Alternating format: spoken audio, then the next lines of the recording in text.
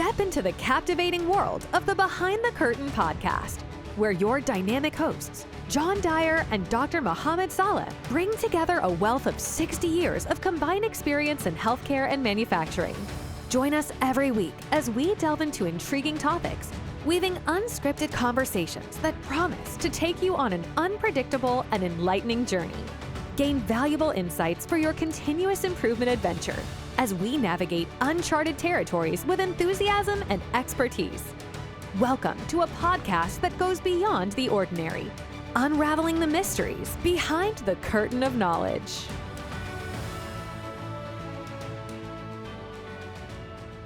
Hello, everyone, and welcome to another Behind the Curtain.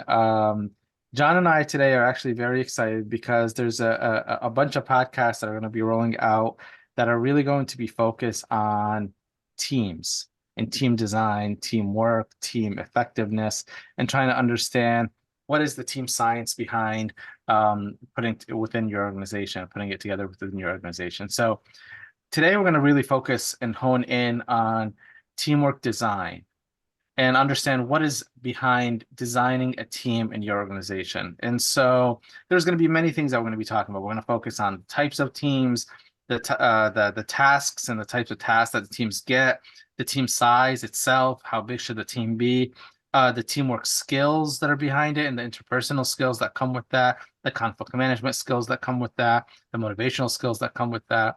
And so with that, John, why don't you tell us a little bit about what your thoughts are on when it comes to designing a team? Yeah, so first of all, Mohamad, let me give you just a quick background because I think this is important. When I was at General Electric, some people may have heard the term workout. This was pre-Kaizen, right? Now we think of them as Kaizen events, but Jack Welch was the CEO at the time, and he started to notice that the same problems just kept popping up over and over and over again, and nothing was really being done about it. So he wanted every leader in the GE Corporation to sponsor a workout team. So this would be 3, 4, 5 days, just like a Kaizen event, and every team had to have a trained facilitator. Well, I was the first facilitator trained for Major Appliances, my division, and I actually got to help develop that training. And then I was asked to train all the facilitators in Major Appliances. Well, because of that, I got labeled the quote unquote expert, even though I didn't have that much more, expertise than anyone else. But so whenever they had a very difficult workout planned, they would ask me to facilitate it. And I tell you, I had some doozies. I mean, some really, really tough groups. But it was fun. I mean, I enjoyed it, and ultimately it was quite successful. So I got to participate in designing and developing these teams on a regular basis for 2 or 3 years. And so, I mean, we're talking dozens and dozens. So I've seen all sizes, all makeups, and have learned through the School of Hard Knocks what works and what doesn't work. So, yeah, the first question really is, do you even need a team, right?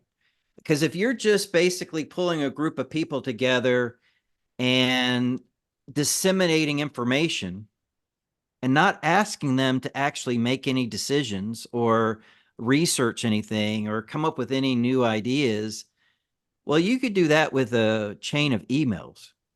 So why have the team?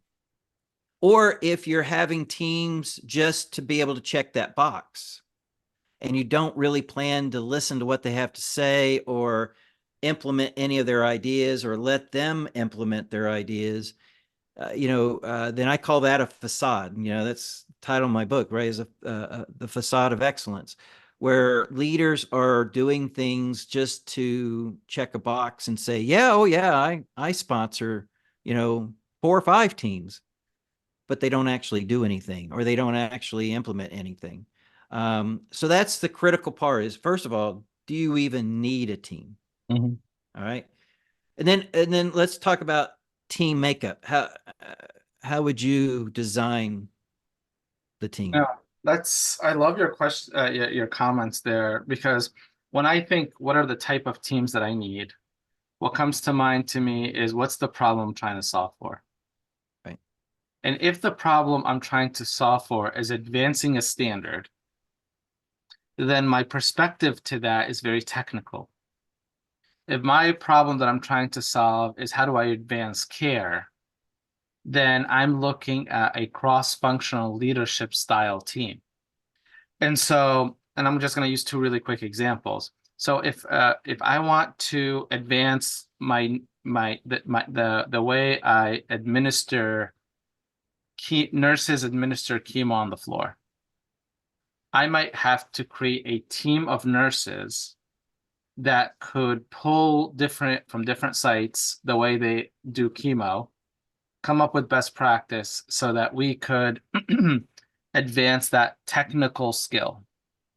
And so having like someone like a chief nursing officer or a nursing lead overseeing that team is very appropriate because it's a very technical team.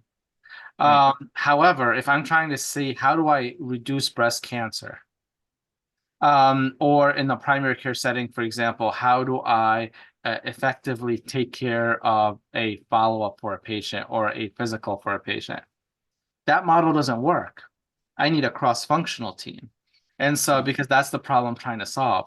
And so in that space, then I need, I might need a physician, I might need a nurse, I might need a receptionist, I might need an advanced practitioner, I might need a behavioral health specialist, I might need a cross-functional team. So when that patient comes in, they feel holistically taken care of.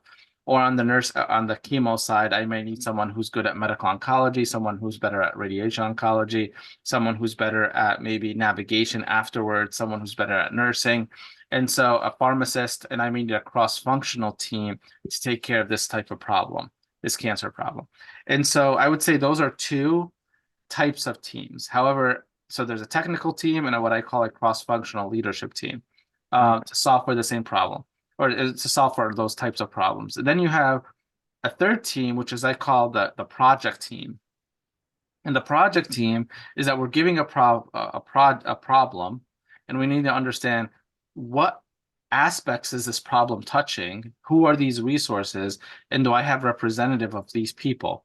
And then do I have someone who acts as a facilitator to that? Sometimes, my sensei used to call them like the tiger teams. I don't know why he called them tiger, but the tiger teams or the project teams where they go into it to kind of like rip apart this problem to try to figure out, but that's a team as well.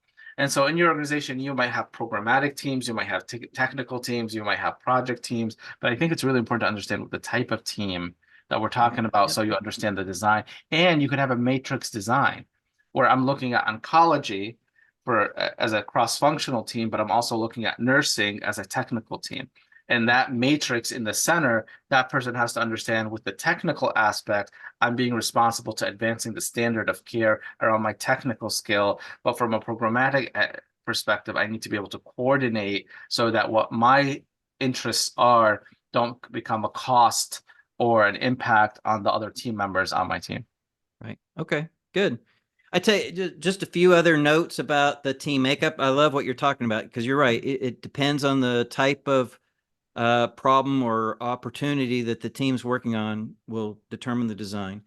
You want it to be, as diverse as possible, right? Because it's the old saying that if everyone thinks the same, then why do you need the team? You just need one person. Yep. So you want a diversity of ideas. So make sure that you're inviting people from other divisions or the night shift versus the day shift. So you want that diverse set of thoughts and opinions.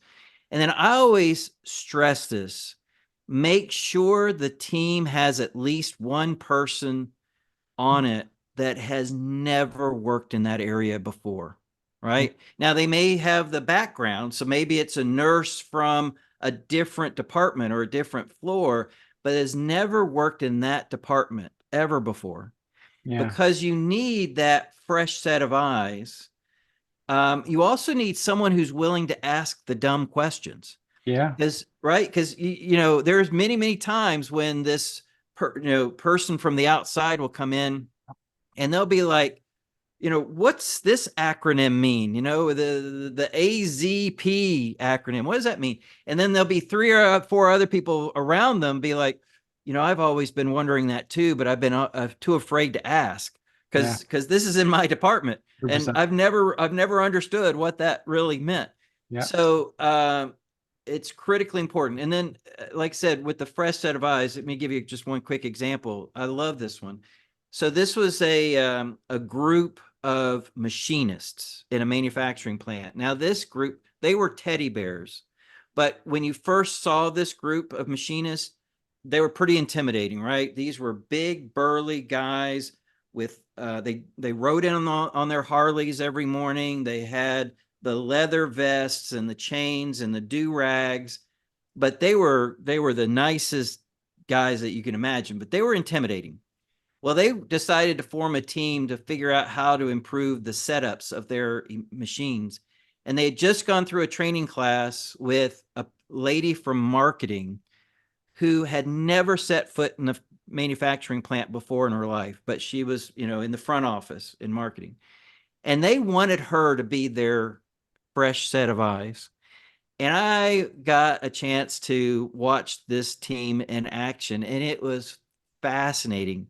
This lady from marketing, she was great, but she was out there on the shop floor, and she was just like poking these guys in the chest, like, why is this valve over here and not over here where you need it? And why is that toolbox way over there when you need it right here where you need the tools? I don't get this. Can you explain this to me? And they'd be like, well, that's just the way it's always been. But now that you mention it, why do we have it like this? This is ridiculous, and they made at the end of the process, they were saying that she opened their eyes to things that they had never even thought about before. I love that example. I love that example. Something that you just pointed to is that interpersonal skill. And so, it's really important, I feel, when you have a team dynamic, at least, or when you have a team that's together, is that to separate teamwork or team effectiveness with task work. Because I might have 6 people on a team and each person is amazing at their task, but they don't know how to work together. There is no trust between them. There is no respect between them. They don't listen to each other. They can't effectively communicate. And so I feel like interpersonal skills is an important design aspect to understand how do you build trust within the team? How do you get respect within the team? How do you make sure that everyone's voice is heard? And most importantly, how do you also communicate with one another? Which leads me to understand also that the size of the team matters. And the bigger the team is, the less effective it is. And I was in an emergency department once, and I was at a huddle, and there was 90 nurses and physicians at this huddle. Right. And I was like, all under one manager. And I was like, how do you communicate? Like, how do you do this? And I was like, maybe we should break them up into pods and have smaller teams. And they were against that idea. But in my experience, I have found that team size, anything over 9, it starts to kind of like lose its traction. And so when you have a team that's 20, that's a very big team. You might need a few leads first to pre-huddle, and then those people could huddle. But then when you start making those teams that are 40 and 50 individuals, your communication saturation plummets, and then you start saying our teams are not communicating effectively. Of course they're not communicating effectively. You have 40 people on your team. And so, one of the things that I would always advise in team design, try to keep them as small as possible. Make sure that there's interpersonal skills, and pay extra attention to things like how you get motivated on this team. Is it like the stick or the carrot kind of motivation? And how do you deal with conflict on this team? That has to be baked in your design. You can't wait until it happens to try to do it. It has to be upfront to say, hey, you know what? Because I love what you just said about this person poking at them. Sometimes I'll ask someone, hey, on this team, we're gonna go down this path. I want you to find every flaw. I want you to be the negative person in this. Okay, I want you to play this role today. And sometimes I'll pick the most optimistic person that doesn't could never do this role. But I Right. want to kind of push them out of their comfort zone. And I'll take someone who's very resistant to this and be like, I want you to advocate and find all the good in this one.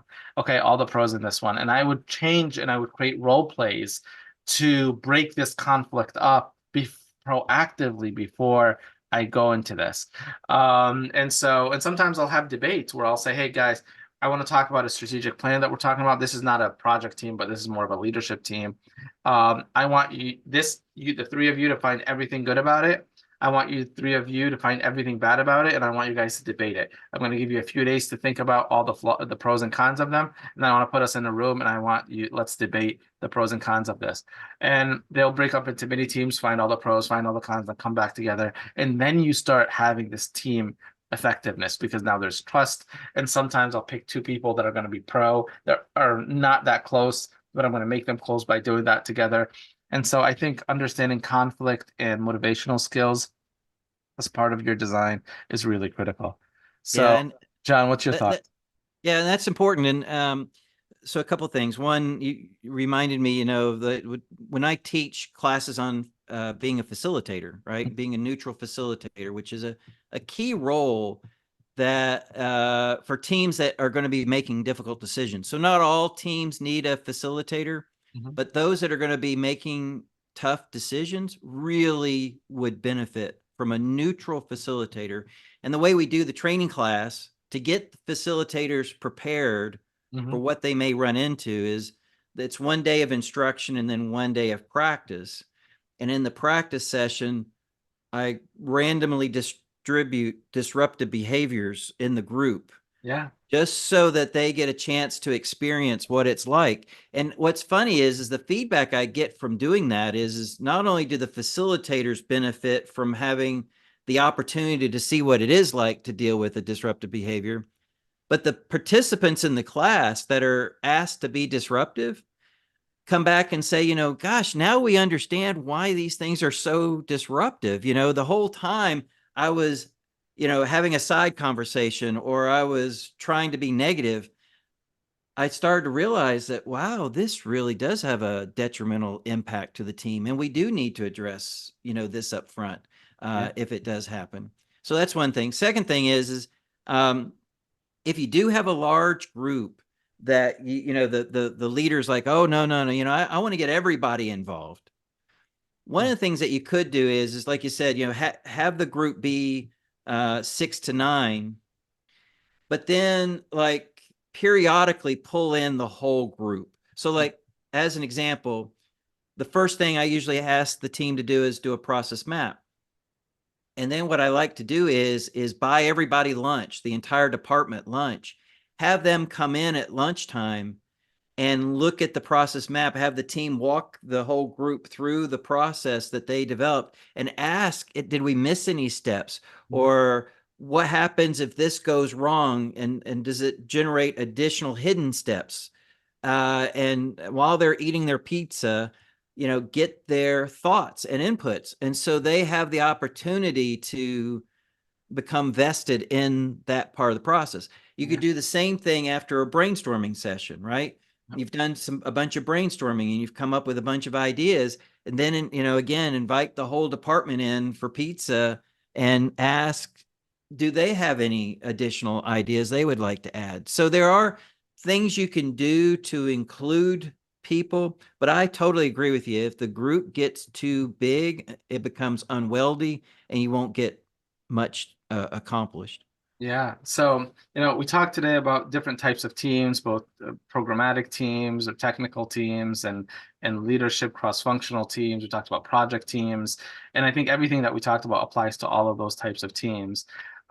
This was a really rich conversation. I know we still have things on team development that we're going to be talking about. I know we have things on team dynamics, team decision makings, and future podcasts that are coming up after this and rolling out. So I look forward to talking about them with you. This was great. We'll see you Yeah. next. Well, just one more quick thing before we conclude.